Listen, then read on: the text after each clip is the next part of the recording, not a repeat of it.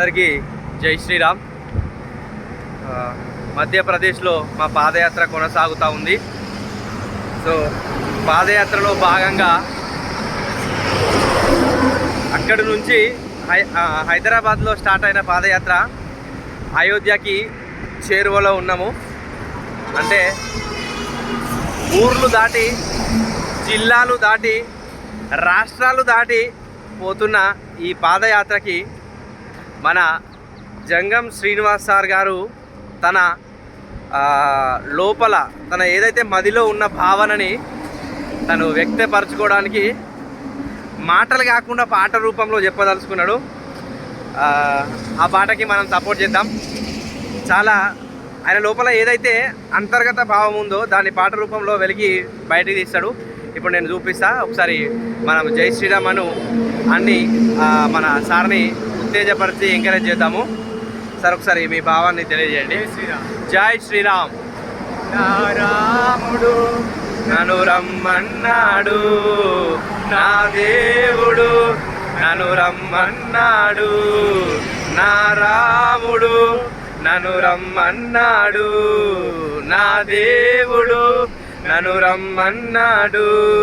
నే వెళుతున్నా నా రామయ్య కాడికి, నే వెళుతున్నా మన అయోధ్యకి, నే వెళుతున్నా నా రామయ్య కాడికి, నే వెళుతున్నా మన అయోధ్యకి. కన్నవారి నొదిలి కట్టుకున్న వారి నొదిలి, కన్నవారి నొదిలి కట్టుకున్న వారి నొదిలి, నే వెళుతున్నా నా రామయ్య కాడికి, నే వెళుతున్నా మన అయోధ్యకి, నే వెళుతున్నా నా రామయ్య కాడికి, నే వెళుతున్నా మన అయోధ్యకి. ఆస్తులు ఎన్నున్నా అంతస్తులు ఎన్నున్నా, ఆస్తులు ఎన్నున్నా అంతస్తులు ఎన్నున్నా, అనాథని వదిలి అనాథగా వెళుతున్నా, అన్నింటిని వదిలి అనాథగా వెళుతున్నా, నే వెళుతున్నా నా రామయ్య కాడికి, నే వెళుతున్నా మన అయోధ్యకి, నే వెళుతున్నా నా రామయ్య కాడికి, నే వెళుతున్నా మన అయోధ్యకి.